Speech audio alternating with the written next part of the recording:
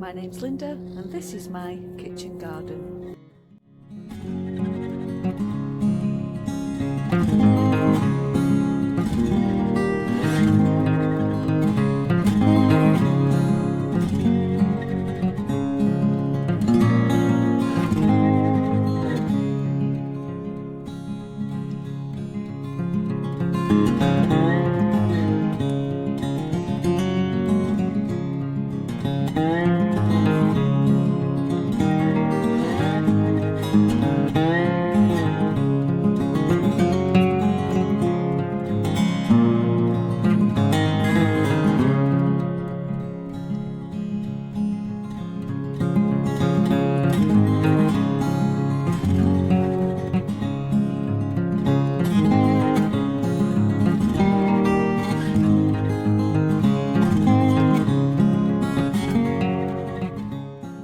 Right, so today we're in the greenhouse. I was going to go to the allotment this morning, but the weather, it was frosty this morning. I woke up to frost everywhere, covered in frost, and I thought I am not going to the allotment today because I might have to be digging holes to put my little fence up, and I want to put the polytunnel, and I thought the polytunnel cover on, and I thought it's too cold today, so I'm going to go in the greenhouse. I am going to start my tomatoes.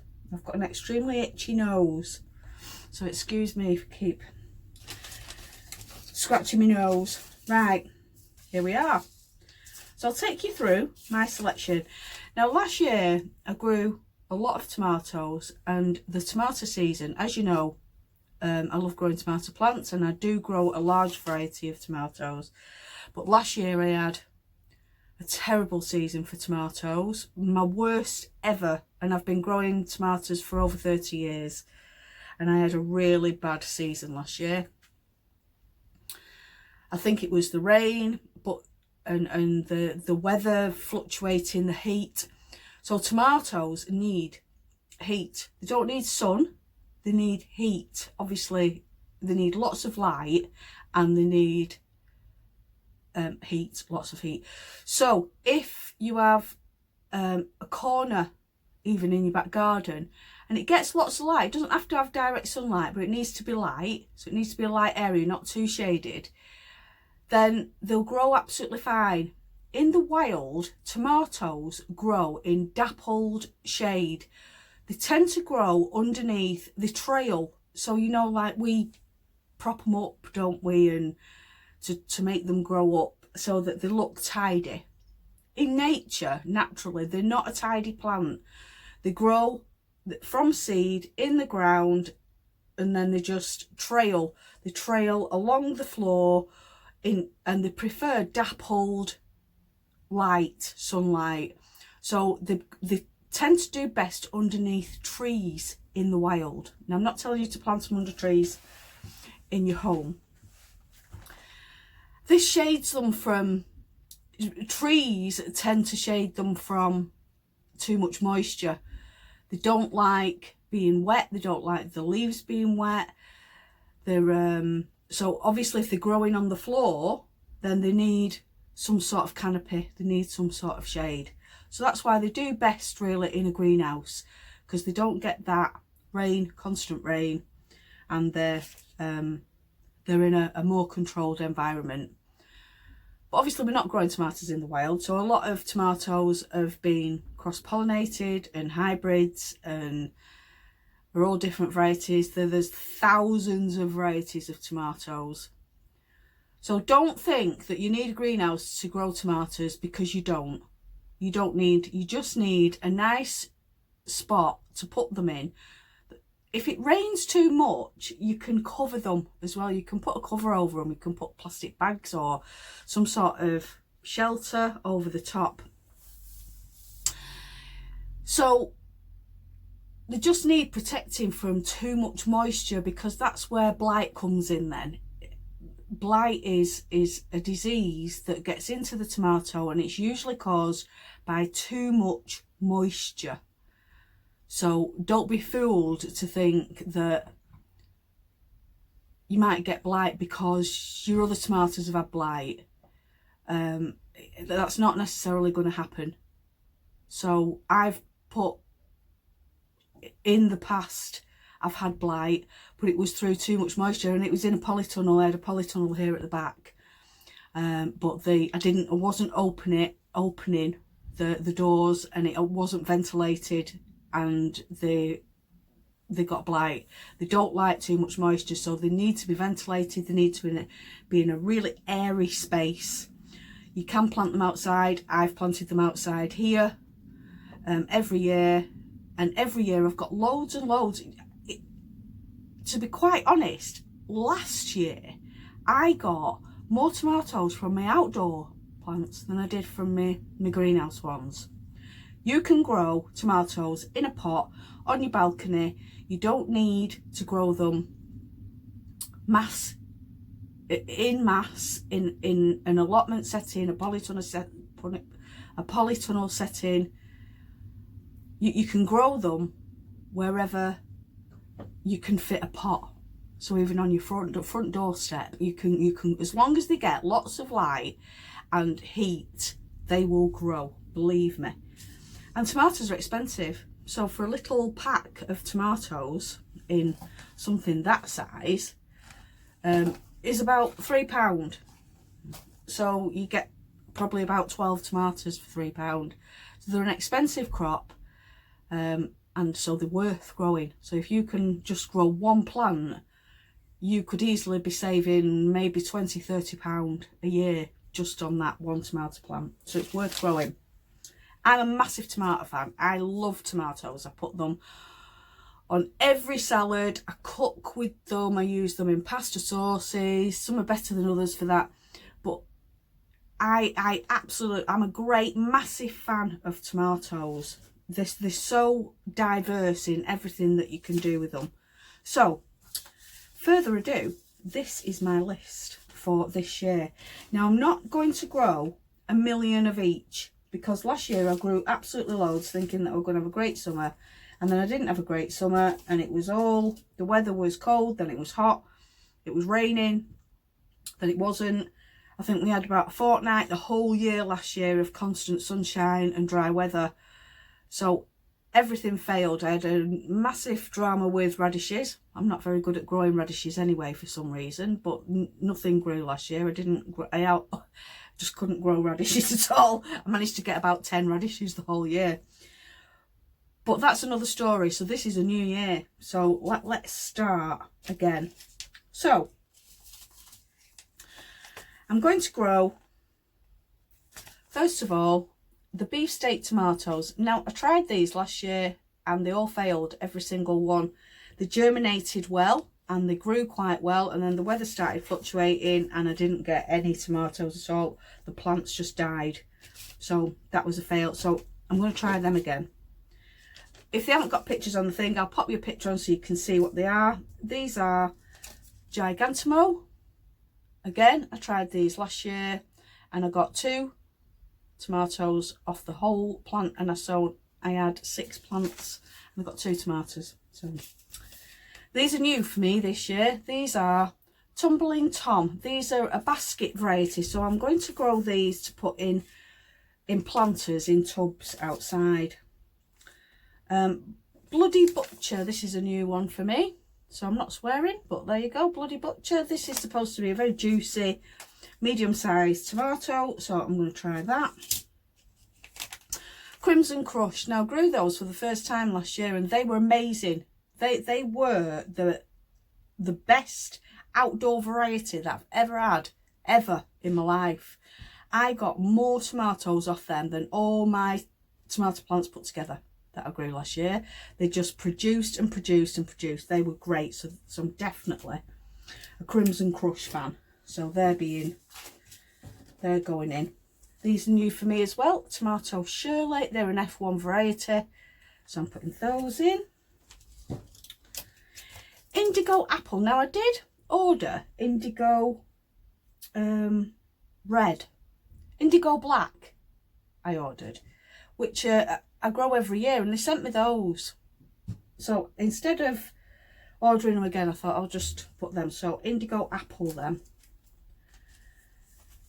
Sun Gold, I grow them every year. They're a beautiful, really sweet little cherry tomato. They're yellow in colour, absolutely lovely. I grow those every year. Mini Bell, and my next one. These are an absolutely lovely little tomato. Now these only grow to about, well, last year they grew to about maybe a foot high, 12 inches high. They were only little, about that big. But the tomatoes that come off it, there was absolutely loads, and they're only little tiny cherry tomatoes, but there were loads, and they're lovely as well. They're really, really tasty. Now I tried these last year, pork chop, and they didn't germinate. They just did not do anything. Now I've got a couple of seeds in there, so I am just going to plant those and see what happens, because they did not germinate. So I'll plant all them seeds. And Golden Sunrise. That's it for my varieties. Now last year I had 18 different varieties, so this year I've got 1, 2, 3, 4, 5, 6, 7, 8, 9, 10, 11. So, but I'm not growing as many. I'm going to just grow the little Oozy Whatsits. I'm just going to grow a few of each instead of growing, because normally I grow 6 of each, and I'm just going to grow perhaps 3 or 4, maybe 2, I don't know. But I'm just going to use, so that I don't take as much cell trays, and then I'll just pick out the strongest, and the strongest are going in. I'm not messing about this year. There's no point in having a million plants that produce 2 tomatoes when you can have 2 strong plants that produce loads of tomatoes. So let's get cracking and let's get them sown.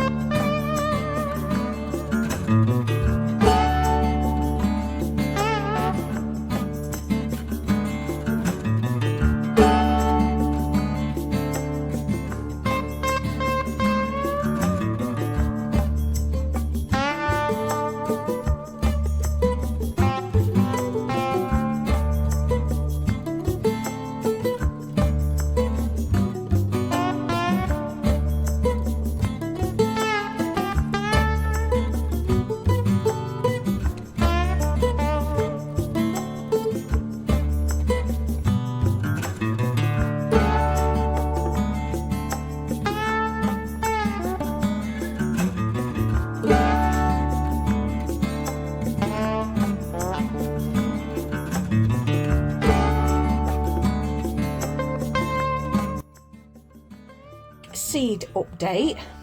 So I'm going to pot these on because they're getting quite big now. So these are exhibition onions at this end, and then at the other end Ailsa Craig. Now I grow Ailsa Craig every year, and just in case you get confused with the name Ailsa Craig, it's a Scottish hill that looks like an onion called Ailsa Craig.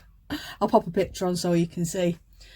Giant leeks, I've got one that I don't even know whether that's a leek, it looks like a bit of grass, but I've got giant winter leeks there, so I'll pot those on as well. They're not going in the ground until they're about a pencil thick. I think that's the rule. These are calendula in here, so they're coming on nicely. Then I've done some purple and green kohlrabi in these two here, and they're coming on nice. Marigolds at the back. Now I'm going to pot them on soon, so I'll probably do them this week. Petunias in there, cornflowers there, cornflowers at the back. And I've done some calabrese. I've just done 5 calabrese there. They're the thick broccoli, you know, the thick stalk broccoli that you buy in the supermarket. That's what they are. 1 kale germinated, so I've took it out and put it in there. That's curly kale. And these are my onions from my allotment there. And I've got some garlic chives, just a few, and some normal chives there. Gypsophilia, that's from my allotment. Got 5 celery there. They're all my herbs. And I've struggled with germination of sage this year, and that cumin's rubbish, so I'll never buy that again. Well, I didn't buy it anyway, I got it on the calendar. And then under it, the peas were really poor to germinate this year, and same here. So look, the really poor germination, these peas.